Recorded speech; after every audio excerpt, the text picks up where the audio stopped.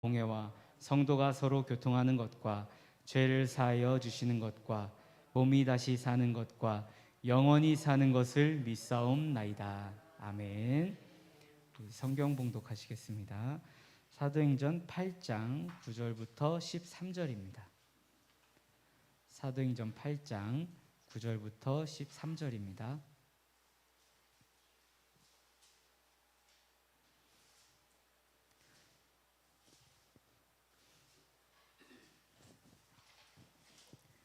우리 한 목소리로 봉독하겠습니다.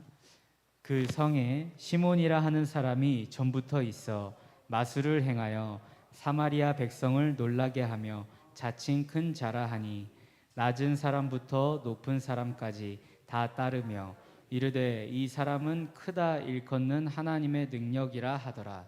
오랫동안 그 마술에 놀랐으므로 그들이 따르더니 빌립이 하나님 나라와 및 예수 그리스도의 이름에 관하여 전도함을 그들이 믿고 남녀가 다 세례를 받으니 시몬도 믿고 세례를 받은 후에 전심으로 빌립을 따라다니며 그 나타나는 표적과 큰 능력을 보고 놀라니라. 아멘. 기도하시겠습니다. 조윤이 차승훈 남선주 주님께 봉헌 올려드렸습니다. 주님 받아주시옵소서. 하나님 아버지 감사드립니다. 오늘 우리에게 이 귀한 날을 허락하시고 우리에게 건강을 지켜주시고 모든 상황 주장하셔서 이 가장 귀한 시간에 주님 말씀 앞으로 나오게 해주심을 감사드립니다. 살아계신 성령 하나님께서 이 말씀을 조명하여 주셔서 우리가 이 말씀으로 이 하루를 넉넉히 승리하며 나아갈 수 있도록 이끌어 주시옵소서. 감사드리며 예수님 이름으로 기도드립니다. 아멘. 우리가 본문을 한번 다시 읽어보겠습니다. 사도행전 8장 9절 말씀입니다. 함께 읽겠습니다. 그 성에 시몬이라 하는 사람이 전부터 있어 마술을 행하여 사마리아 백성을 놀라게 하며 자칭 큰 자라 하니. 네, 사마리아 쪽이 아무리 예루살렘 사람들이 보기에는 촌 사람들이고 그리고 종교가 혼합이 됐고 인종이 혼합이 된 더러운 땅이라고 일컬어도 그곳은 이스라엘 땅입니다. 그렇기 때문에 사마리아 사람들도 자신의 신앙을 갖고 있습니다. 여호와 하나님 신앙을 갖고 있고 또 이제 장차 오실 메시아 신앙을 갖고 있는 하나님의 백성입니다. 근데 그 성에 이 베드로와 똑같은 이름이죠. 베드로가 아닙니다.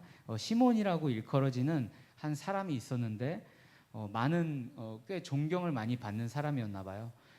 그곳에서 마술을 행하면서 신비로운 체험을 사람들에게 이렇게 시켜주면서 이 사람이 정말 하나님의 사람이고 능력의 사람이구나라고 하는 그런 인상을 그 주변 사람들에게 심어줬고 오랫동안 그 일을 했기 때문에 이 사람이 어느 정도는 그 지역에서 높은 존경받는 자리에 있었던 것으로 보입니다.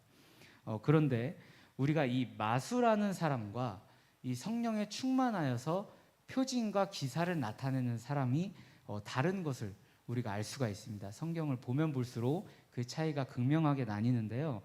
우리가 요한계시록 22장 15절 말씀을 읽으면서 마수라는 것에 대해서 하나님께서는 어떻게 평가하시는지 한번 읽어보겠습니다. 시작.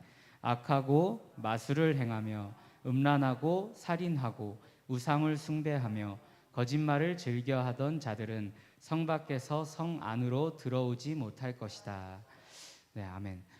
이 계시록에서 예수님께서 요한에게 직접 말씀하신 것을 기록하라고 하신 그 말씀이죠.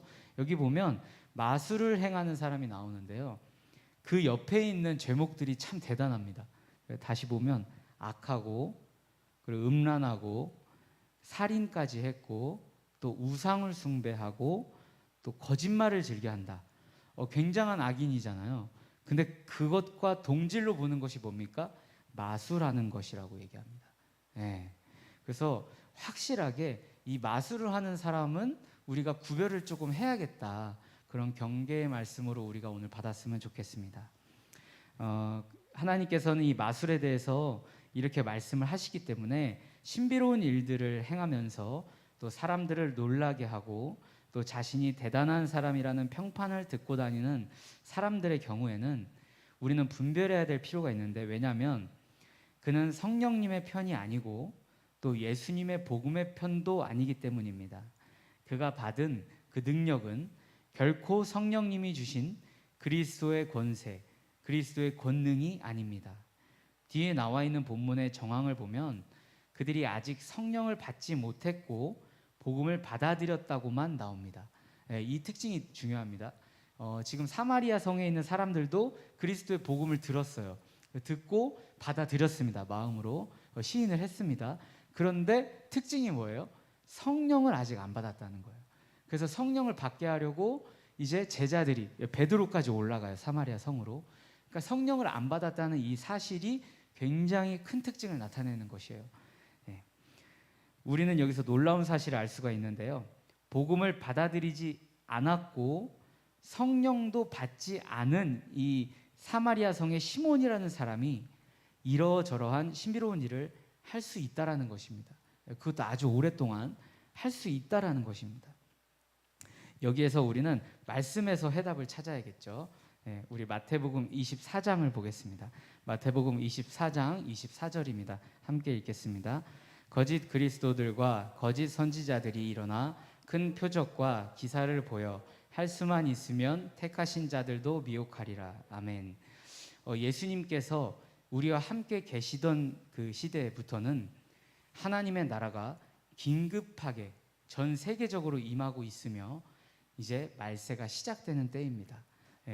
예수님께서 재림하시는 그때만 말세가 아니라 예수님께서 우리와 함께 계시던 그때부터 말세가 시작이 된 겁니다. 그 개념을 확실하게 해야 됩니다. 따라서 예수님의 말씀 사역에 보면 우리 복음서 정말 많이 읽었잖아요. 가장 많이 읽은 성경 중에 가장 많이 헤어진 그 페이지가 아마 사복음서일 거예요. 그렇죠? 사복음서를 쭉 읽어나가다 보면 예수님께서는 그 이 세상의 마지막 때 그리고 이스라엘과 예루살렘 성의 마지막 때에 대한 설명에 굉장히 많은 분량을 할애하고 계시다는 것을 우리가 알 수가 있어요. 그러니까 마지막 때에 대한 설명이 정말 많아요. 제가 요즘에 어린 친구들과 성경 통독을 하고 있는데 복음서를 하고 있거든요. 근데 보면 3분의 1 정도는 느끼기에는 거의 마지막 때를 얘기하고 계세요. 굉장히 많은 부분을 할애하고 있습니다.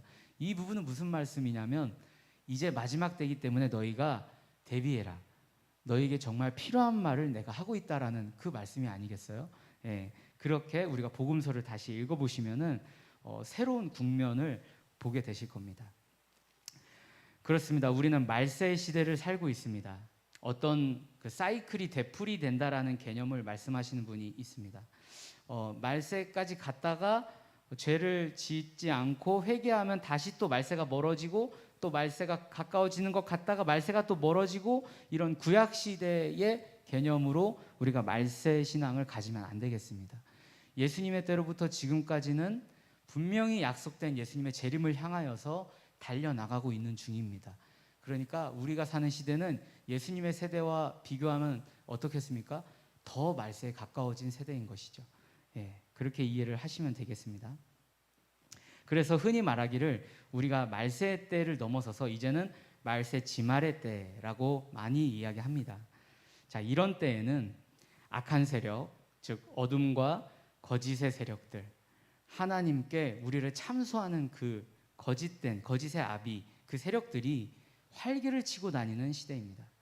할 수만 있다면 한 사람이라도 끌고 들어가서 자신과 함께 영벌에 들어가게 하려고 물귀신 작전으로 모든 수단을 총동원하는 때입니다. 그렇기 때문에 마술을 하여 또 신비로운 일을 말하고 또 보여주는 사람들 같은 경우에는 그 일이 성령 충만으로부터 오는 것이 아니라면 무조건 하나님의 반대편에 있다라고 분별하시면 되겠습니다. 신비로운 일을 말하고 하는데 보여주는데 성령 충만과는 거리가 있다. 그럼 무조건 이 악한 세력에게 조종당하고 힘을 받고 있다라고 보시면 되겠습니다. 성령이 오신다면 우리가 요한복음 그리고 사도행전을 나누면서 성령님에 대해서 굉장히 많이 듣고 있습니다. 우리가 성령이 오신다면 예수 그리스도께서 보내신 하나님의 영이기 때문에 예수님께서 보내신 영이기 때문에 예수께서 알려주신 진리 안에서, 복음 안에서 그것과 완전히 연합이 됩니다. 성령이 오시면은 복음과 그 진리들과 말씀들과 완전히 연합이 돼요. 충돌되는 것이 없습니다. 복음의 증거와 그리고 하나님 나라의 일들이 더욱더 편만해지는 결과를 야기시킵니다. 따라서 최종적으로 분별은 말씀으로, 그리스도의 진리로 분별하게 됩니다. 하나님의 신비로운 현상들은 결코 말씀과 대치될 수 없습니다. 이 마지막 때에 워낙 마귀들이 신비로운 현상들로 활개를 치고 다니기 때문에 우리나라 교회의 역사에서 보면 이런 신비로운 현상 자체를 약간 꺼리끼는, 두려워하거나 또는 터부시하는, 신비로운 현상 자체를 터부시하는 그런 부류들도 생겨났는데요. 이게 이제 오해에서 비롯된 것이라고 저는 봅니다. 이 16세기 종교개혁이 시작이 됐잖아요. 16세기 종교개혁이 시작이 되면서 이제 프로테스탄트, 그러니까 개신교가 처음 생겨나게 됐습니다. 그러니까 우리의 조상격이죠. 우리 한국의 기독교의 조상격인데, 그 분들이 얘기하신 것 중에 되게 중요한 덕목이 뭐냐면 오직 말씀이에요. 오직 말씀, 솔라 스크립추라, 오직 말씀이라고 하는 그 덕목이 정말 중요한데요. 이 뜻을 오해를 하면 안 됩니다. 이 말씀의 뜻은 뭐냐면 종교개혁 시대의 그 로마 카톨릭이 하나님의 말씀에서 벗어나가지고 그 오래된 장구한 역사 속에서 그 성인들, 교부들, 그리고 사람들이 세운 전통이 있습니다. 그 기나긴 전통과 역사에서 다시 하나님의 말씀으로 돌이키자. 그게 솔라 스크립추라예요. 오직 성경이에요. 오직 말씀. 그러니까 로마 카톨릭이 이야기하고 있던 그 자기네들이 만들었던 전통이 처음에는 옳은 것이었습니다. 사도들과 그렇게 멀지 않은 세대 사람들이잖아요. 그렇죠? 12사도들과 멀지 않고 예수님의 그 기사와 이적들과 그런 것들을 정말 가깝게 여겼던 사람들, 초반에는 그런 전통들이 정말 하나님께서 허락하시는 아름다운 전통들이었어요. 그러나 세월이 흘러가면서, 이제 몇백 년이 흘러가면서 그게 권력화가 된 거죠. 돈이 모이고 사람이 모이고, 그리고 왕과 귀족들이 성직자한테 와서 힘을 좀 넣어달라고 해야 그 사람이 인기가 생기고 덕망이 생기고, 이런 경향이 있었습니다. 그렇기 때문에 이 힘이 우리의 신앙심과 대체가 된 거죠. 그러니까 종교 지도자들이 그 힘을, 자기가 갖고 있는 그 재물이나 그 힘을 자기 신앙심보다 더 앞세우면서 자기네들의 이익을 더 극대화시키는 방향으로 이제 성도들에게 가르쳤던 거예요. 그렇게 되면서 어느 시점까지 갔냐면 이제 천국 가는 티켓을 돈으로 살 수 있다라고까지 가게 돼요. 그래서 들어올 때 쨍그랑 돈전 소리가 나면 천국으로 한 영혼 더 올릴 수 있다. 그렇게까지 가르치는 거예요. 개혁을 할 수밖에 없었죠. 그런 상황에서 이 말씀이 아주 어려운 라틴어 성경으로만 우리가 나눠볼 수 있고, 성직자들이나 귀족들이나 왕족들이나 그걸 배워서 이렇게 펼쳐볼 수 있는 거지, 일반 사람들은 성경 자체를 볼 수가 없었어요. 그리고 심한 경우에는 영어로 성경을 번역을 했다고 그 사람이 화형에 당해요. 영어는 저급한 언어다. 그 당시에 야만인의 언어라고 해서 그 영어로 번역한 그 학자를 죽이기까지 합니다. 이런저런 상황을 볼 때 우리가 솔라 스크립추라, 이 말은 말씀만이 우대하고 신비로운 현상은 치부하는 그런 뜻이 아닌 걸 알 수 있어요. 하나님의 말씀으로, 하나님의 뜻으로 돌아가자, 이런 뜻이지 결코 신비적인 현상을 우리가 다 막자, 위험하다, 그런 뜻은 아닙니다. 이렇게 오해를 제가 좀 풀어드렸고요. 그렇기 때문에 우리가 그 정신으로 우리 성경을 바라봐야 될 필요가 있습니다. 우리가 그 정신으로 성경을 바라볼 때 성경을 그대로 있는 그대로 읽다 보면 성령의 은사들에 대해서 이렇게 나오는데요. 이 은사들이 서로가 서로를 지지를 합니다.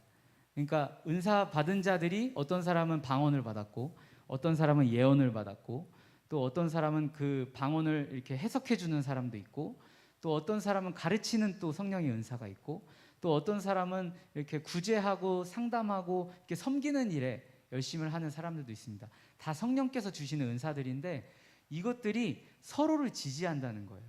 같이 모여서 기도를 하고 같이 모여서 은사들에 대해서 나눌 때 부딪히지 않는다는 거예요. 그 은사를 더욱더 돋보이게 하고 그 은사가 정말 하나님으로부터 온 것인지 분별할 수 있게 해주는 아주 생명 있고 생동 있고 건강한 현상이 됩니다. 이게 바로 성령께 받은 신비로운 현상들이에요. 따라서 이런 하나님의 신비로운 현상들까지 우리가 무시한다면 하나님의 고심과 안타까움이 얼마나 크시겠습니까? 따라서 우리는 오직 성경에서 말씀하고 있는 가르침과 행위와 신앙의 양태를 모두 좋은 것이다, 하나님의 것으로 여겨야 합니다. 말씀이 조금 어려웠죠? 근데 결론을 맺겠습니다. 우리는 그 신비로운 현상을 이 시대에 분별을 해야 됩니다. 하지만 신비로운 현상을 모두 잠궈버리려는 극단적인 통제는 피해야겠습니다. 이것은 분명 성령 하나님에 대한 모독이 될 수 있어요. 또한 반대편에서는 신비로운 현상이 모두 하나님의 편에 있다라는 위험한 생각을 할 수가 있습니다. 이것이 바로 신비주의입니다. 신비로운 현상, 초월적인 현상은 무조건 하나님이 하신다. 이것은 신비주의입니다. 결코 성경이 말하는 바가 아닙니다.